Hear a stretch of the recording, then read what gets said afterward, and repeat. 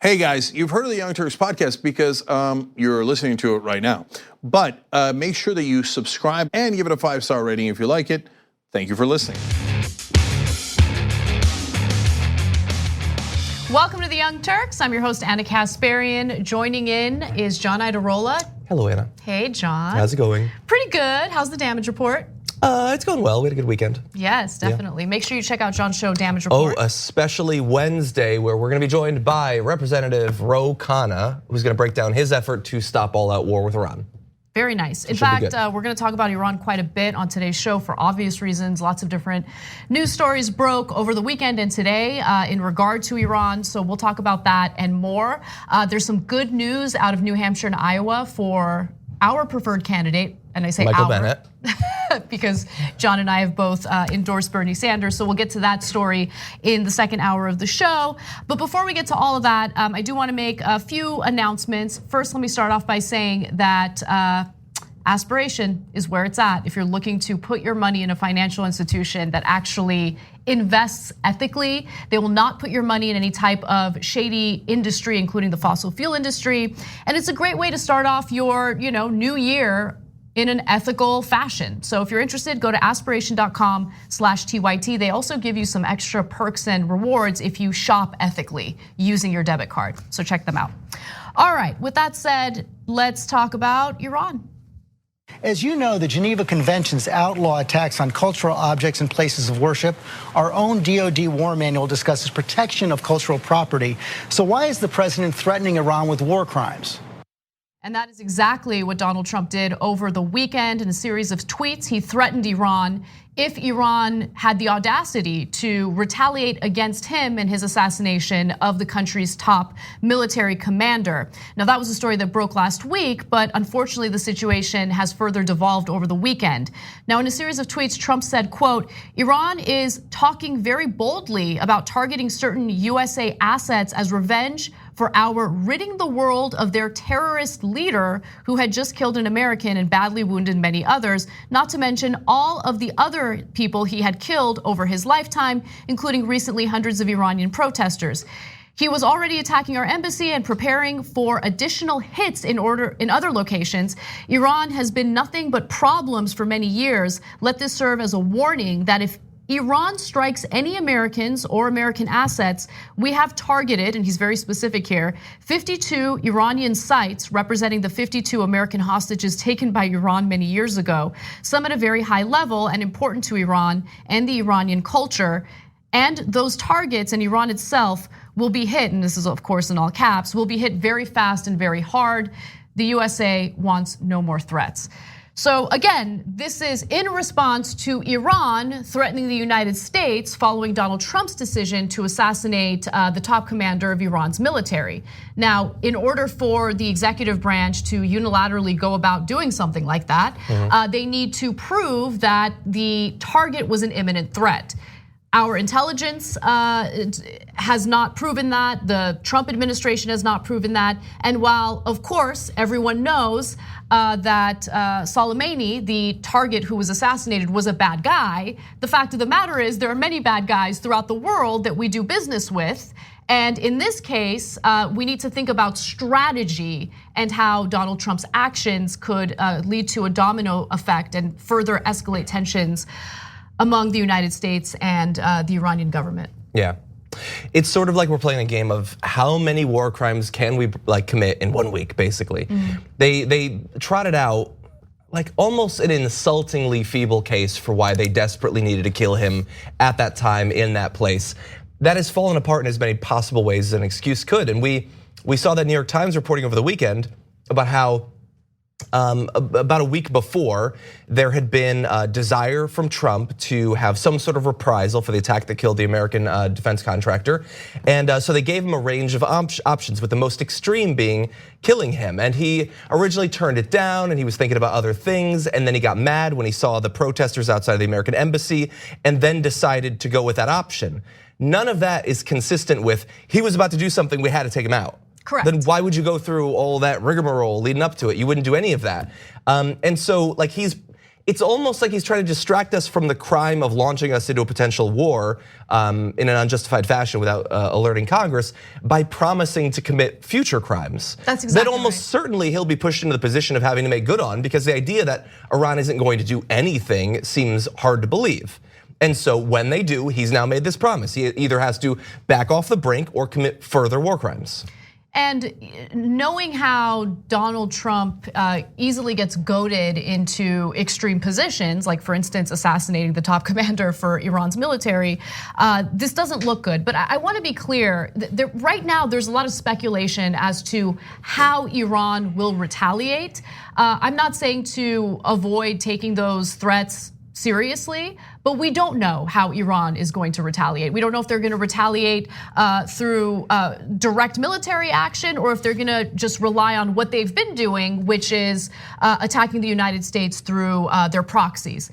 Now, let me give you some details into why this would be a crime, a war crime, if Donald Trump and the US government attacked or targeted some of these cultural sites. Destroying cultural sites could violate international agreements such as the 1954 Hague Convention for the Protection of Cultural Property in the event of armed conflict. With that said, George Stephanopoulos talked to Secretary of State Mike Pompeo and asked about it. And here's Mike Pompeo making a very unconvincing argument about how the Trump administration is not going to break any laws. Yeah, we'll behave lawfully. We'll behave inside the system. We always have, and we always will, George. You know that. The president was getting to this point. In the past, previous administrations had allowed Shia militias to take shots at us, and at best, we responded in theater, trying to challenge and attack everybody who was running around with an AK-47 or a piece of indirect artillery.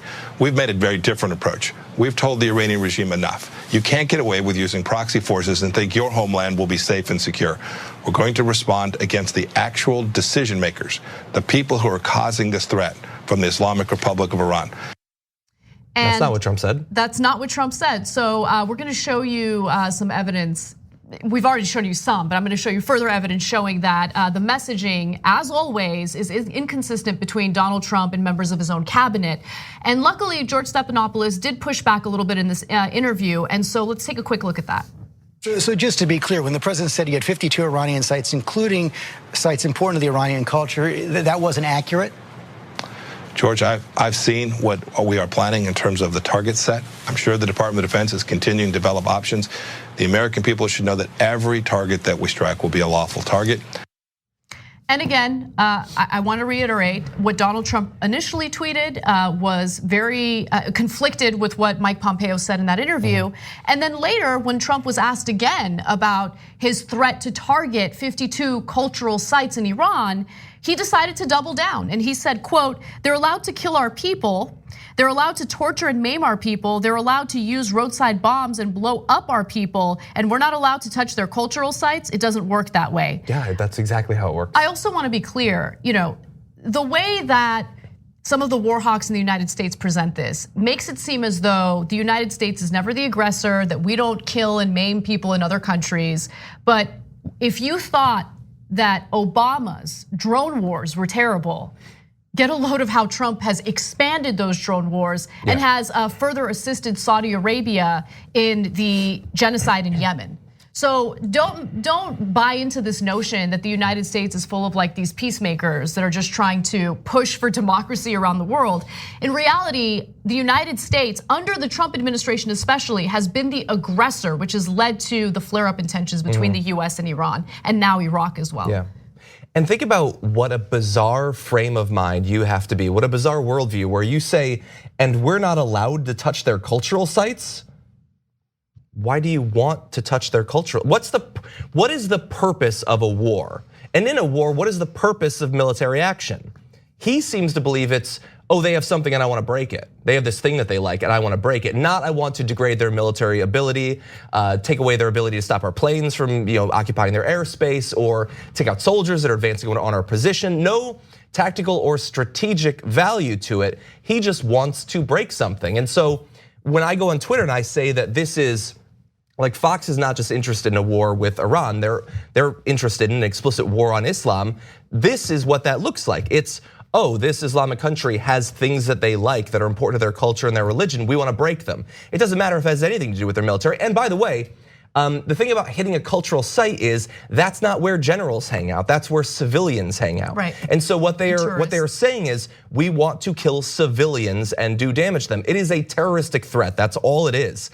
And all across Fox News, it has been an encouraging, they could not be more excited at the possibility that he is going to dispense with these rules of engagement and just start wildly killing civilians, which is something he's been promising to do since he was running for the presidency. Now, look, John, you and I and other hosts at TYT are very critical of people who just willy-nilly throw out words like terrorism. And you just used the word terrorism in regard to what Donald Trump is threatening here. Now, I think that terroristic threat is the perfect way to describe it, because the United States government was very critical of ISIS when it did the exact same thing, when it actually carried it out in Syria. So I wanna take you to a video featuring archaeologist Michael Dante, and he talked about how ISIS was destroying cultural sites in Syria, and he explains why they were doing that. Take a look. Sources on the ground in Tadmor claim that there will be more of these ISIL destructions so that they can gain media attention and to take away some of the attention from their recent failures in other areas in Iraq and Syria.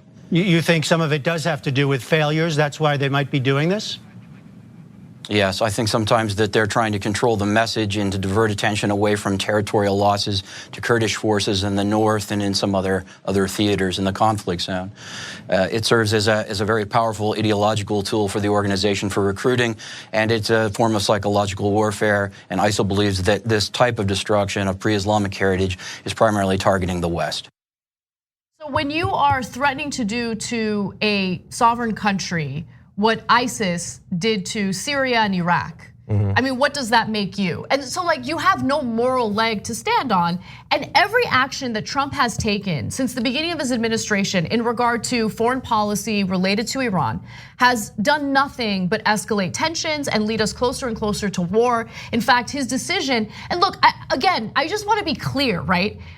All of these Democratic lawmakers are like, oh no, Soleimani was a bad guy. He was a bad guy. They always have to preface their statement with, he's a bad guy. Yeah, we got it. Everyone knows he's a bad guy. There's a ton of bad guys throughout the world, but you have to separate that from, sound strategic foreign policy. And what Trump did has escalated the potential of full-blown war with a country that has military capability that is underestimated in our media right now, okay? 4 times the size of the Iraq military, their weaponry is much more advanced. This is not an easy thing that we would engage in. The only way this would be a quick war, as it's being sold to the American people in mainstream media, is if we were willing to drop a nuclear bomb on Iran. Which he has expressed interest in multiple times. Which is terrifying, right? So this is a disaster, and again, Trump isn't really thinking about strategy. He didn't even know who Soleimani was prior to winning the election. Or probably the strike. Or even right now. I mean, I wouldn't be surprised if he was still, in the dark about it. But I really want to drive this point home. Here's a CNN video from August of 2015 where they're talking about the destruction of cultural sites in Syria and Iraq done by ISIS. The Bell Temple, dating back to the 1st century when Palmyra, the city of palms, was the crossroads between Roman and Persian empires. Yet it is no more, the UN has confirmed. This image is from last week when ISIS leveled a neighboring temple, Baal Shamin, named after a Phoenician god. They had long threatened to drag this vital trace of irreplaceable history into their world of destruction, and did with crude devices. ISIS's obsession with destroying what is dear to all other cultures has not stopped at property here. ISIS, many say, are in an obsessive competition with themselves to outdo their last ghastly outrage. It was with some relish they released a video of their elaborate dismembering of the Iraqi city of Nimrud and of Mosul's museum. Millennia of thought and endurance wiped away by a culture worshipping death and the seconds of dark fascination they can conjure with videos on social media. I mean, we can just replace ISIS with, what Trump is threatening to do in Iran. How is that situation going to make anyone safer? No, and we know it hasn't. I mean, we know that this has materially made it more difficult for us to fight with what remains of ISIS. They don't care. All their stated foreign policy goals, they say that's what they want, but even though this is producing the opposite, but they don't care. They say they don't want Iran to have a nuclear weapon. They don't care. This actually makes it more likely that they'll have one.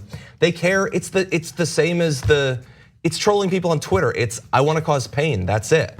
I want to see people I don't like being hurt. And if it's, insulting someone on Twitter, if it's bombing a cultural site, if it's killing civilians, it's all the same. We're not supposed to call these people deplorable. If Trump said, I will kill hundreds of thousands of civilians, Pete Hegseth would be defending him on Fox News the next day. All of them would. He wouldn't lose anyone. He campaigned saying, I'm gonna kill the family members of suspected terrorists. He promised on the campaign trail he would commit war crimes. He started doing it as soon as he got in office. He's surrounded himself. His new sidekick is a guy who he wouldn't know if he had not committed war crimes. That's all it is. His son posed with that gun that had the Crusader helm like carved into it. They want crusades, that's what they want. And all it's gonna do is, first of all, it not only breaks international laws, but it makes US troops abroad less safe.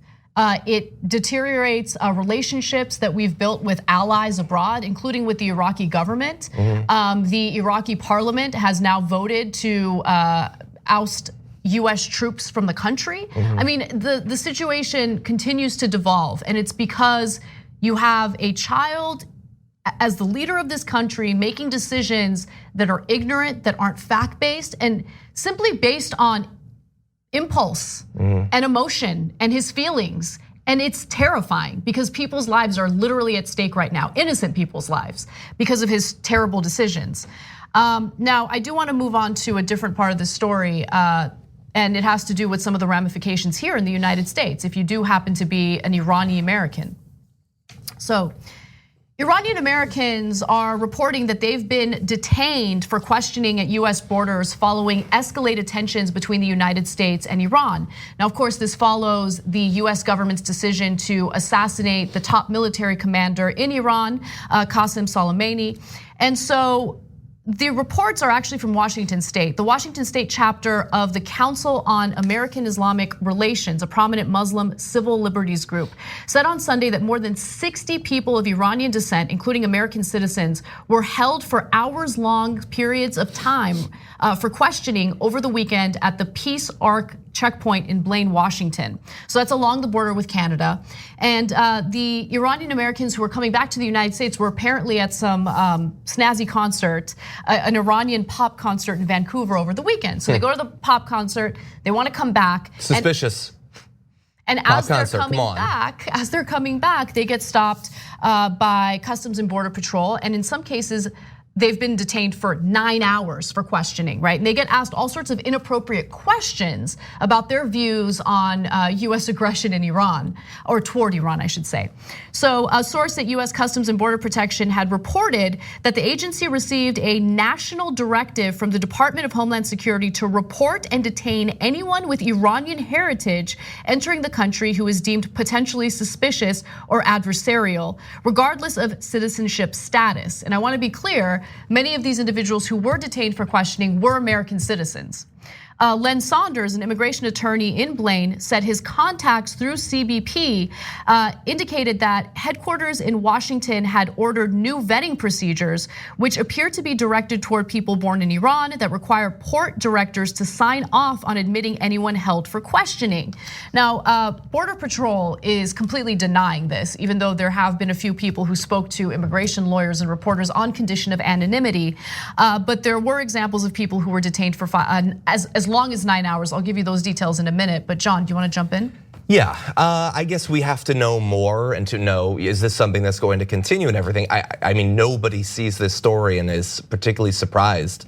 I mean, look at how the suspicion with which people from that area of the world have been greeted since Donald Trump became president. That was one of his chief priorities, was blocking anyone from that entire stretch of the earth. And so, yeah, I have no doubt that they're gonna treat these people as if they're not American or they're suspect in some fashion, obviously. When really, like, if your goal is to figure out what do people really think, or is it possible they harbor dangerous thoughts? I say detain people in MAGA hats and ask them what they think about Trump wanting to kill civilians. Because if we're gonna be surrounded by people that think it's okay to target civilians in war, I would like to know what those people think. I mean, we've seen Trump supporters target civilians in non-war situations, including at synagogues, mosques, churches, Walmarts, all sorts of places throughout the country. And as we know, through FBI reporting and data, right-wing extremism in the United States is extreme. It's unmitigated at this point. The Trump administration refuses to call it out for what it is, and people are dying as a result of that. But no, we're talking about US citizens, right? Like Donald Trump and the right-wingers who support him don't care about your citizenship status. They don't care if you're here legally. What they do care about is whether or not you fall under their very specific categories of what is deemed an acceptable American. If you happen to be of any other descent that they're unhappy with, they'll totally make excuses for this. They don't even apologize for it. It's incredible. These are American citizens. This shouldn't happen to anyone, okay? They're American citizens, though, who are being pulled aside, detained for hours on end, and they're asked specific questions about how they feel about Trump's foreign policy toward Iran. Okay, so let me ask you something. If one of these people who was detained said, I don't agree with Trump's aggression toward Iran, it's further escalating war in the region. Then what? Then what? What happens? Because this, in my opinion, I mean, I know I'm not like a constitutional scholar, but this goes against our First Amendment protections. We should be able to have our own views and exercise our own political speech in regard to how our own government is acting, right? And if we just sit by and allow this to happen and think like, oh, I don't know, like maybe it's happening, maybe it's not, maybe we just move on to another story. Like, how much are we gonna allow this stuff to progress? Yeah, well, think about, like we're talking about this story right now. Somewhere in the White House, what is Stephen Miller thinking about all this? Like, they already set up concentration camps on the border. You think that they would never round up people, American citizens? And I hope that in 6 months or a year, Donald Trump's out of office and anything we say now looks like crazy talk. Why were you worried about things? I would love to be wrong, but this is a fascist movement. There's no limits on what his base will support. I know I say this about a lot of things, but if they said, you know what, things are getting really tense with Iran, and we have unspecified intelligence that we're gonna evade any question about, and we think that we need to detain people and just figure it out over the course of a few weeks. What are they gonna bolt? Republicans, Lindsey Graham's gonna be like, nope, this is too far, I'm not with you, Trump. Marco Rubio is gonna ask tough questions of Trump. No, they would go along with it. They would go along with it. I mean, you've seen the Republican Party, through the impeachment investigation, throw long-standing allies of theirs under the bus if they have any courage to speak out against Trump's actions, during this impeachment investigation. They don't care. They don't care. They care about their own political careers, and they know that speaking out against Donald Trump, just as Justin Amash did, means that you could lose your political career. And to them, that political career is much more important than the Constitution or protecting the rights of their constituents, including the First Amendment right that they cry and moan about every time a comedian is criticized too harshly in the press. Okay, so they feel much more passionately about protecting someone who wants to put out jokes that people don't like, as opposed to everyday Americans who should be able to practice their First Amendment rights.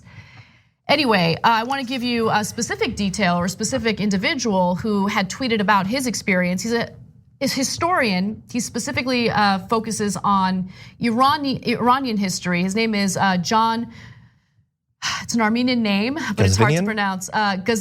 Gazvinian. Sorry, I can't say it in like an English way because I'm Armenian. So every time I see it, I'm like, I can't say it in anything but. I know. But anyway, he had tweeted about his experience and it went viral. He said, well, just landed at JFK and no surprise, got taken to the special side room and got asked, among other things, how I feel about the situation with Iran. I wanted to be like, my book comes out in September, pre-order now on Amazon. Then he included a link to his book as well. Now, he said that the first CBP officer flipped through his passport and asked him, when was the last time you were in Libya? To which he replied, I've never been to Libya. The officer quickly corrected himself to say Iran. same country, not a big deal. To which he told him that he had last been there in 2009. He was then asked more questions in a private secondary screening. He said the first time he's ever been held up when returning to the United States. Now, he really underplayed the experience once the tweet went viral. He was interviewed about it on CNN, and he didn't want to make a big deal about it, but I can kind of understand why. I mean, when you're dealing with this level of fascist behavior from a government, you have a lot to lose, and it's terrifying. Like, he didn't expect that to go viral, but it's what he experienced, and I don't think he's lying about it. Yeah, no, the Trump administration has bought itself absolutely no goodwill from the American people. This is crazy.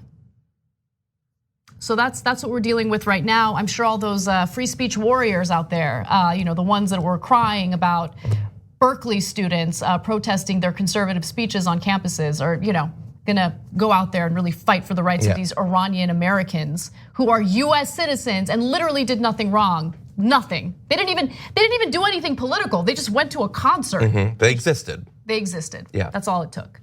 Anyway, Dave Rubin is a disgusting coward. We gotta take a break. We'll be right back. We need to talk about a relatively new show called the Republic, or UNFTR. As a Young Turks fan, you already know that the government, the media, and corporations are constantly peddling lies that serve the interests of the rich and powerful. But now there's a podcast dedicated to unraveling those lies, debunking the conventional wisdom. In each episode of the Republic, or UNFTR, the host delves into a different historical episode or topic that's generally misunderstood or purposely obfuscated by the so-called powers that be, featuring in-depth research, razor-sharp commentary, and just the right amount of vulgarity. The UNFTR podcast takes a sledgehammer to what you thought you knew about some of the nation's most sacred historical cows. But don't just take my word for it. The New York Times described UNFTR as consistently compelling and educational, aiming to challenge conventional wisdom and upend the historical narratives that were taught in school. For as the great philosopher Yoda once put it, you must unlearn what you have learned. And that's true whether you're in Jedi training or you're uprooting and exposing all the propaganda and disinformation you've been fed over the course of your lifetime. So search for UNFTR in your podcast app today and get ready to get informed, angered, and entertained all at the same time.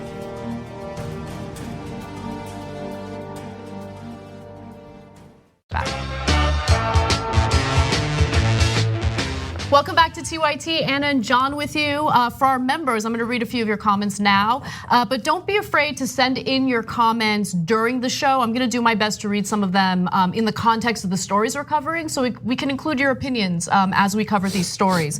But for now, I'll read a few of them.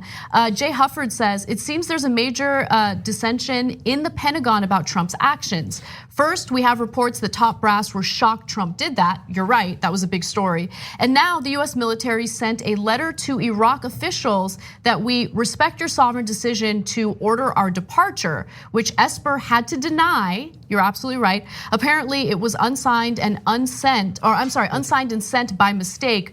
Really, a letter like that gets sent to Iraq by mistake? Yeah, you're right. There's a lot of, I see a lot of dissent within the Pentagon for good reason.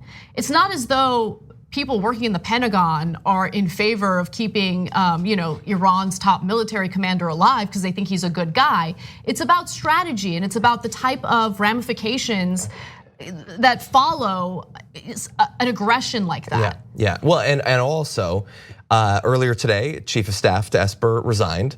Ambassador of Afghanistan also left. So it's a time of confidence and stability in Middle East foreign policy. Jesus Christ. Gabby Marita says Iran shouldn't be able to get away with using proxy forces.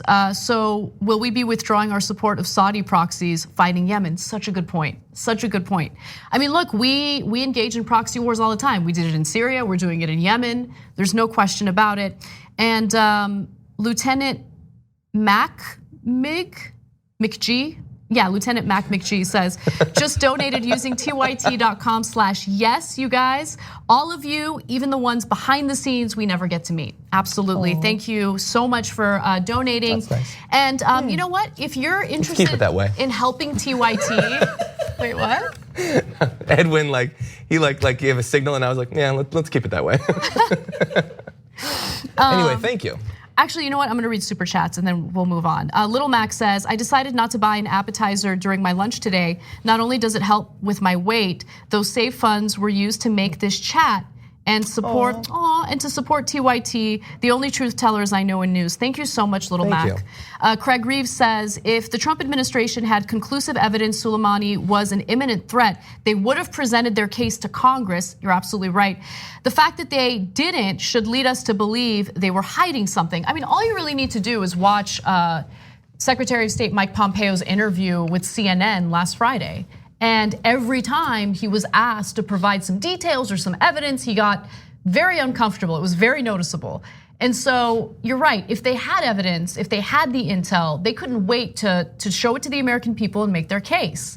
But that's not what happened. And it's super suspicious, especially when you look at all the other news stories in the lead up to what happened last week. You know, I mean, all of the different accusations that the US government lodged against Iran without any evidence. And then those accusations later faded into like the ether.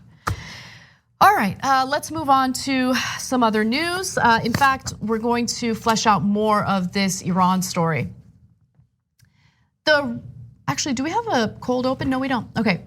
The repercussions in response to Trump's assassination of Iran's top military commander have begun. Okay, so the Iraqi parliament has actually voted to oust thousands of US service members that are currently stationed in Iraq. Also, President Trump, as we reported earlier, had threatened to bomb or destroy some of the cultural sites in Iran. And he is threatening Baghdad, Iraq, with sanctions if they push US troops out of the country. Now, why would Iraq want to push US troops out of the country when Iraq invited the United States to come help them defeat ISIS?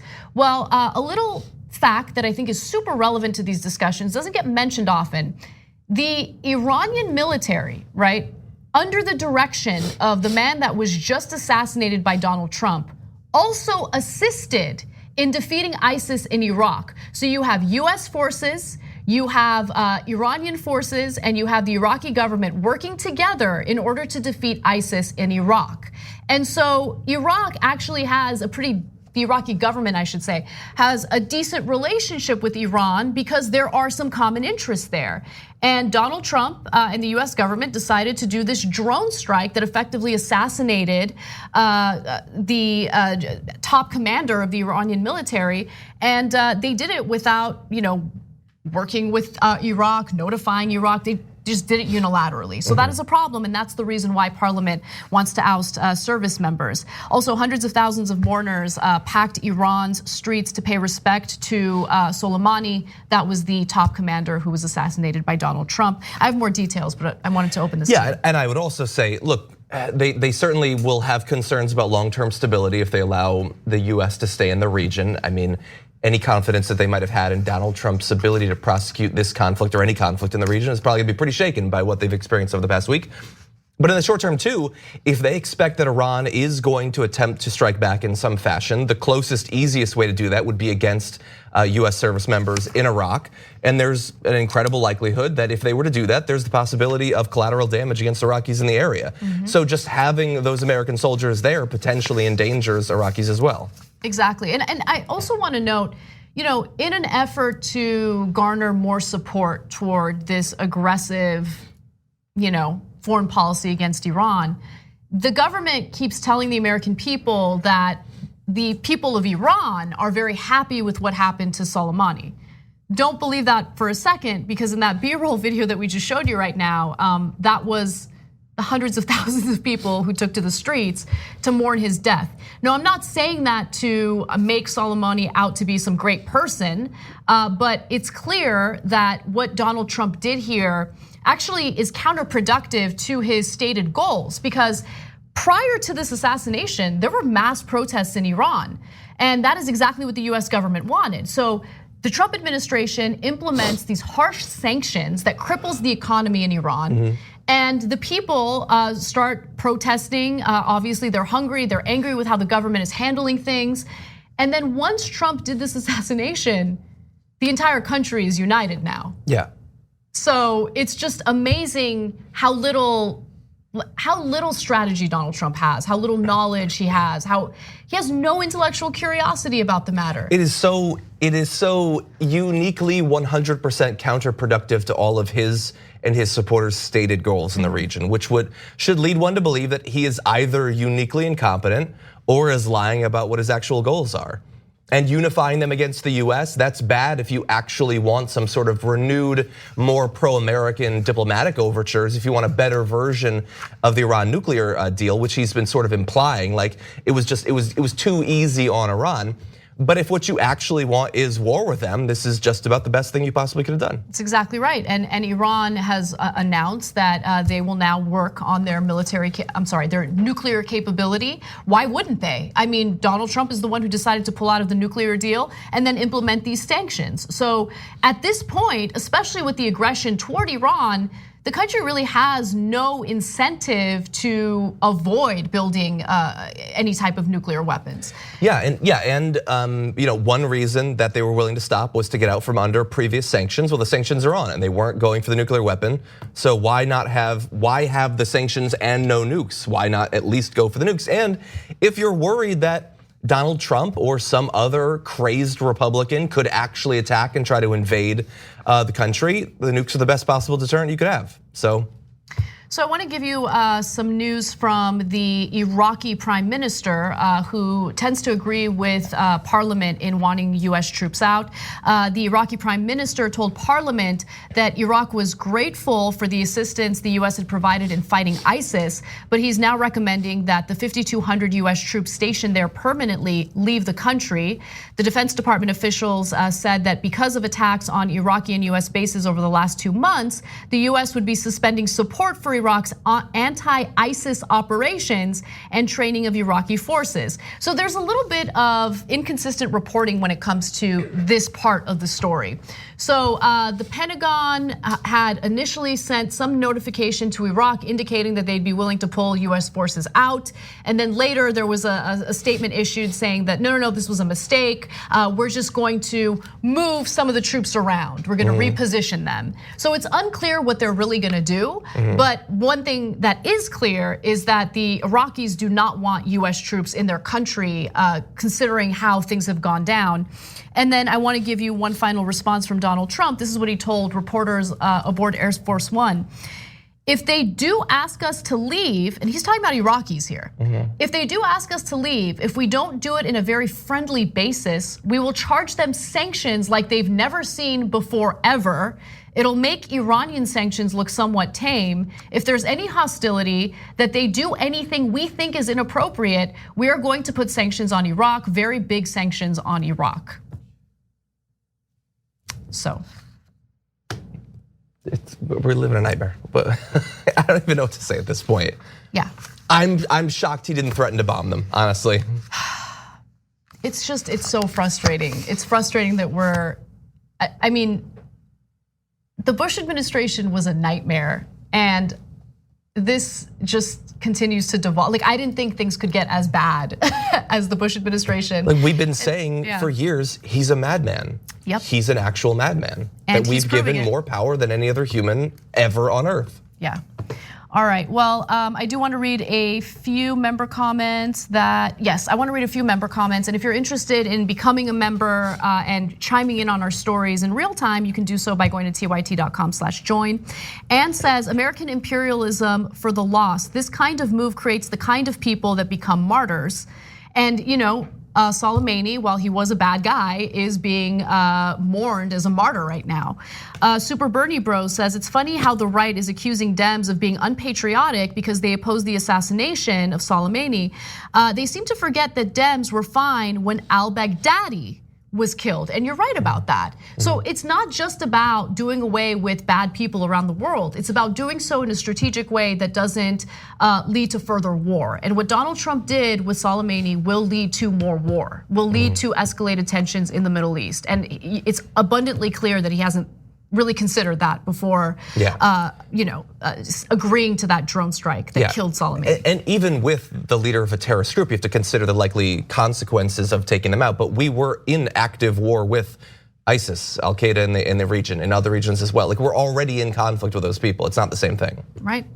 All right, well, we got to take a break. When we come back, Fox and Friends chimes in on this whole situation. What does the bright and intelligent Ainsley Earhart have to say about it? We'll be right back. At TYT, we frequently talk about all the ways that big tech companies are taking control of our online lives, constantly monitoring us and storing and selling our data. But that doesn't mean we have to let them. It's possible to stay anonymous online and hide your data from the prying eyes of big tech. And one of the best ways is with ExpressVPN. ExpressVPN hides your IP address, making your activity more difficult to trace and sell to advertisers. ExpressVPN also encrypts 100% of your network data to protect you from eavesdroppers and cyber criminals. And it's also easy to install. A single mouse click protects all your devices. But listen, guys, this is important. ExpressVPN is rated #1 by CNET and Wired magazine. So take back control of your life online and secure your data with a top VPN solution available, ExpressVPN. And if you go to expressvpn.com/TYT, you can get 3 extra months for free with this exclusive link just for TYT fans. That's expressvpn.com/TYT.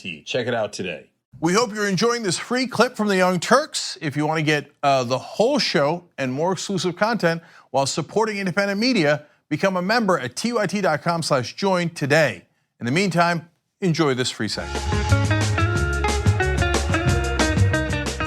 Welcome back to TYT. I love all of the comments that you guys are sending us. In fact, I'm gonna read one quick super chat, and this is from Michael Parker. All it says is great reporting with 3 exclamation marks. Michael, thank you. Wow. You know, it's foreign policy stories are always a little risky on news shows because conventional wisdom is that people aren't interested in foreign policy. But I love that you guys are. I love that you support the show, and I love that you appreciate our commentary on it. It's also risky because in the vast majority of cases, the people reporting on it don't know what they're talking about. Well, yeah, which is fine if you acknowledge that. Yeah, like the story, and we owned up to it. I mean, it wasn't our fault because the only thing that we did wrong was trust New York Times reporting, which I guess you should never do. But yeah, when they were reporting on Venezuela and there was like a doctored video that I was naive enough to believe. So be skeptical, and I'm doing my best to be even more skeptical these days. So a few TYT lives. Jay writes in and says, it's nice to see that Iranian officials are making the distinction between the American people and the government in some of their public statements. Don't usually see that sort of nuance in any government official statements from either side. You don't even see that from Trump now. I mean, we've never seen that from Trump, yeah. I mean, the man said that he was willing to murder the family members of terrorists, right? So just guilt by association, even if it's like does that include children? Yeah. I mean. Yeah, chosen by God for that position, Trump was. Corn Pop's right hand smacks says. Corn Pop was a bad dude. He knew a lot of bad guys. All right, watch Trump say he had a bigger crowd at his inauguration than Soleimani had at his funeral. You think he wouldn't? Oh my God. All right, a quick announcement, and this is a win-win. I'm actually gonna sign up for this myself, go ahead. I almost made a really dark joke, but anyway. No dark jokes, let's move on. Happy times. Well, happy maybe, times. no. So TYT has launched what's known as the TAP program, and it's a way to sign up our viewers to become affiliates who help us sell memberships. Now look, here's the thing about the affiliates program that I love, right? Now if you sign up a bunch of people and you get like a one-time like payment for it, I mean, like selling is hard. It's hard to be a salesperson, but you get a payment for every member you sign up as long as they're members every month. Every month going forward. Yeah. So here's what I'm gonna do. You mean the first month? No, every month. As long as they continue being members, the people that you sign up. What's the cap on how many months though? As long as they're members, there is no cap. No cap. Yeah, so our engineers are amazing. And by the way, you guys did that. You guys helped us pay for engineers who gave you wonderful products like the TYT app. I highly recommend you download it if you haven't already. But what I love about this TAP program is that they found a way to keep track of all the members that you've sold memberships to. And you get paid for those members every month as long as they remain members. Yeah. That's amazing. So I don't entirely get it yet, but it sounds good. I'm gonna try to sell memberships. Why wouldn't you? I'm going but it's not. But anybody can do it. Huh? Anybody can do it. That's Anybody crazy. can do it. So we've got 332 TYT affiliates already. Oh, wow. And we have a goal of signing up or getting 2,500 TYT affiliates to sign up. If you're interested, please go to tyt.com/win-win. And this really truly is a win-win because you help keep TYT sustainable through members, the only people that we really want to be accountable to. And you also get paid. You get paid for doing this. So it's wonderful. Check it out. I'm gonna actually participate myself, and I'll give you the details later. Go to tyt.com/win-win. We should compete. I will get crushed. I'm already so competitive, Oh, and yeah, it's that's like it true. takes a lot of Okay. energy out of me, but Okay. maybe. All right, let's do the next story. It's so interesting that people are critical of the president's decisions, of our intelligence community's decisions, our generals' decisions. They want details. General Tata said, well, they can't have it. Everything can't be made public. That is Ainsley Earhart unironically defending US intelligence when it comes to the so-called intel that they're citing to justify Trump's escalation of war with Iran. Now, he did that by assassinating Iran's top military commander. And it's amazing because, as we all know, through the Russia investigation and now the impeachment investigation, Donald Trump has accused the intelligence community of being part of the so-called deep state over and over again. He doesn't trust the intelligence community.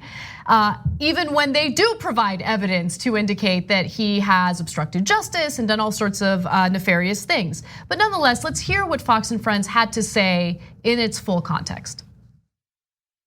It's so interesting that people are critical of the president's decisions, of our intelligence community's decisions, our generals' decisions. They want details. General Tata said, well, they can't have it.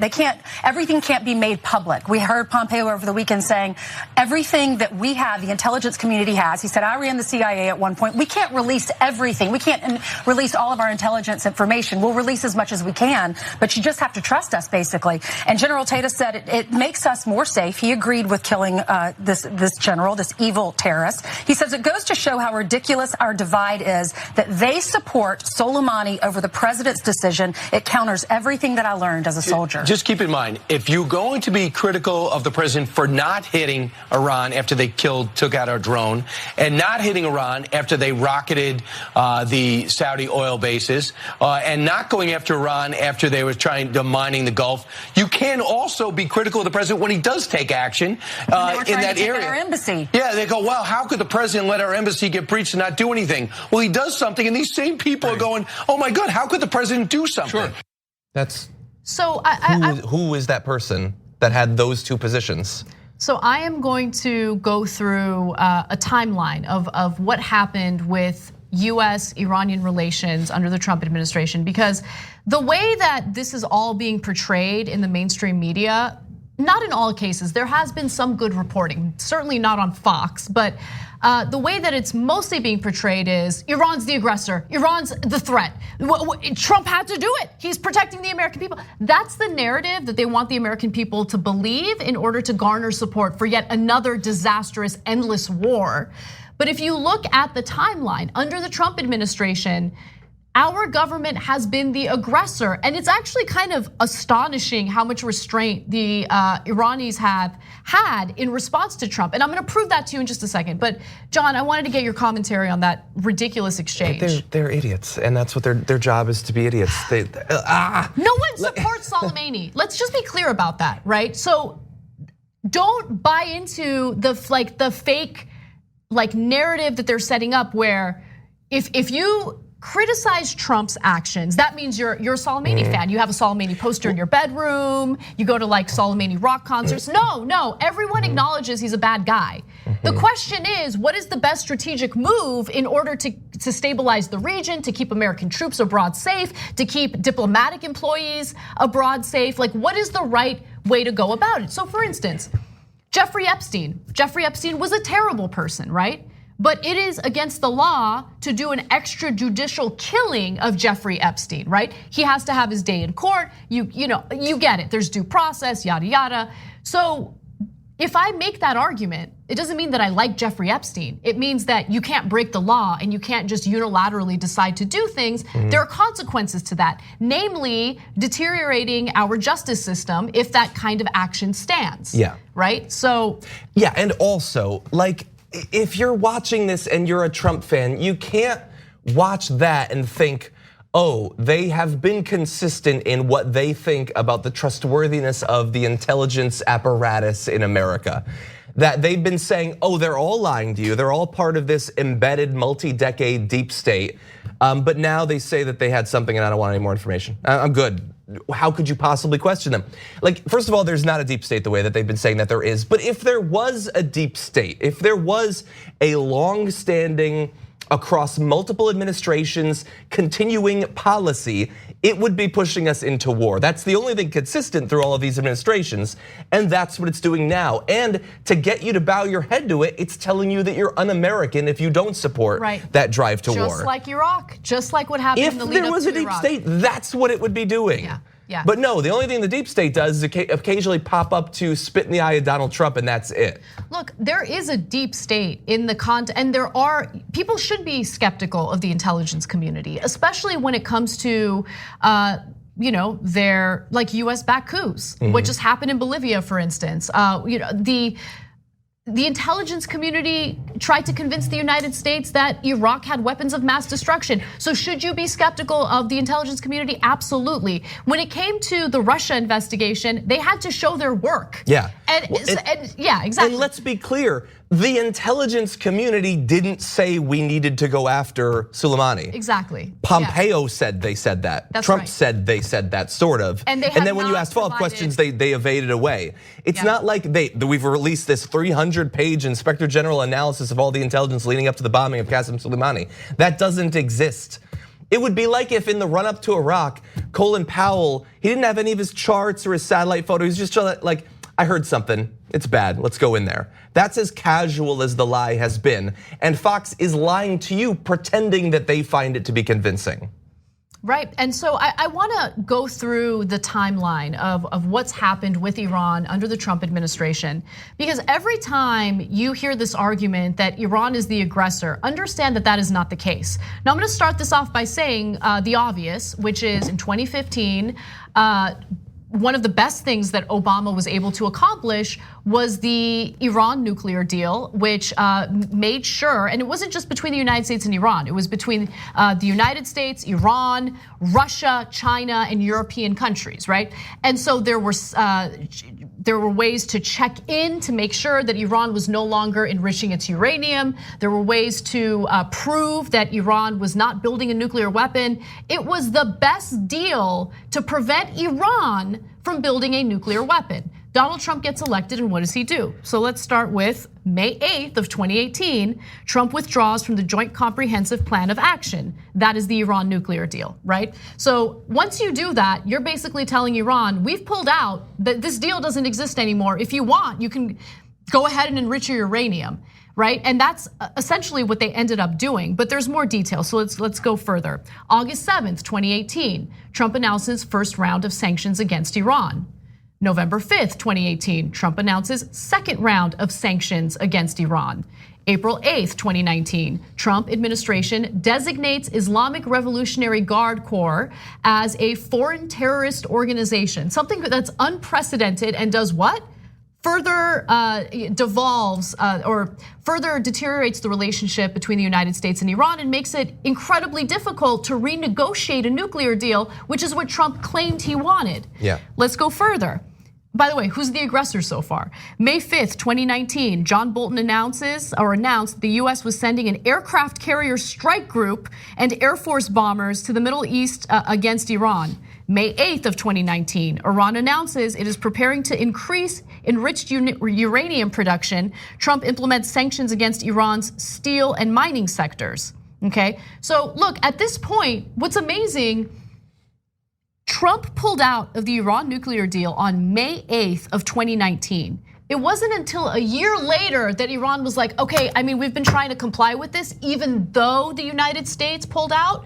But at this point, I mean, these sanctions are crippling us. The other countries that were part of this deal have been coerced by the United States government to stop doing business with us. And so we're left with no choice. Let's go to May 14th of 2019, because remember, the United States is engaged in all sorts of nefarious actions abroad. Yemen's Houthi rebels allegedly attack major oil pipeline in Saudi Arabia. US blamed Iran for the attack, but Tehran denies involvement.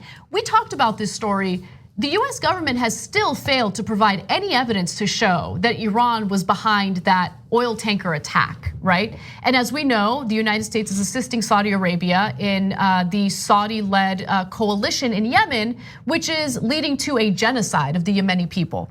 Let's give you more. June 13th of 2019, US accuses Iran of attacking Japanese and Norwegian oil tankers while Japanese Prime Minister Shinzo Abe visited Iran. Iran denied involvement. Again, there's been no proof of what the US has accused Iran of. June 17th of 2019, Pentagon deploys 1,000 additional troops to the Middle East. Iran said it was 10 days from surpassing the limit set by the nuclear deal that Trump pulled out of on its stockpile of low enriched uranium.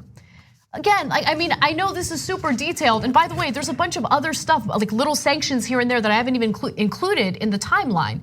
But where is the aggression coming from, guys? Like, let's take responsibility for what our government is doing. There's only so many times you can punch someone in the face before expecting them to punch back. June 20th of 2019, US drone shot down by Iran. Iran said that the drone was flying in Iranian airspace while the US claimed it was flying over international waters. June 21st of 2019, Trump calls off an airstrike against Iran. Okay, so he had called for an airstrike, and then 10 minutes before it was supposed to happen, he called it off. June 22nd of 2019, Iran responds to US threats by ordering the execution of a US military contractor who was convicted of spying for the CIA. By the way, no one in the US press talks about that story. June 29th of 2019, US deploys F-22 stealth fighters to defend American forces and interests. And the list goes on and on. On December 27th, a rocket attack on an Iraqi military base in Kirkuk killed a US contractor and wounded several US service members and Iraqi personnel. The US-led coalition against ISIL did not specify who might be responsible, but US officials later blamed Kataib Hezbollah, an Iran-backed militia, for the attack.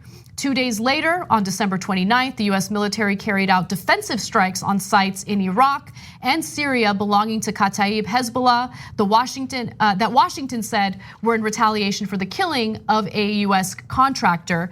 Iraqi security and militia sources said at least 25 fighters were killed and 55 others wounded. Following that attack, that was when protesters stormed the US embassy in Iraq. And the way the media reports it makes it seem like the story or the timeline starts right there. Oh, they attacked our US embassy. Yeah, but why? Why? People don't just randomly attack embassies. Okay, so we need to think about how our actions lead to these types of repercussions. It's about strategy, okay? It's not saying or making excuses for the bad actors abroad. It's about thinking about the best way to de-escalate the situation, and Trump has consistently done the opposite, mostly because he can't handle Obama's legacy and he wants to destroy it in any way he can. He thought he could negotiate a better nuclear deal. If this is the way he goes about negotiating deals, he's a terrible deal maker. But we already knew that by the 6 bankruptcies that he went through. Yeah, and as you go through that timeline, I just think about, like, if you were trying to have a war between our countries, this is kind of how you would do it. You'd bring in John Bolton along the way, a guy who has no qualifications outside of pushing for literally every war someone can imagine. And also right-wing media has been pushing for it too. If you recall, when they shot down that drone, Fox and Friends talked about it like they murdered R2-D2. Like it was this like this iconic person in American history that they dared to shoot down instead of, like a drone. It's a valuable piece of military equipment, but that's it. Nobody was killed. But they have been trying to push for this from the very beginning. We were lucky that we didn't have this same sort of situation 6 months ago. Yeah, I mean, Trump calling off that airstrike was a big deal, right? But at that point, Iran knew. I hate every reference to that.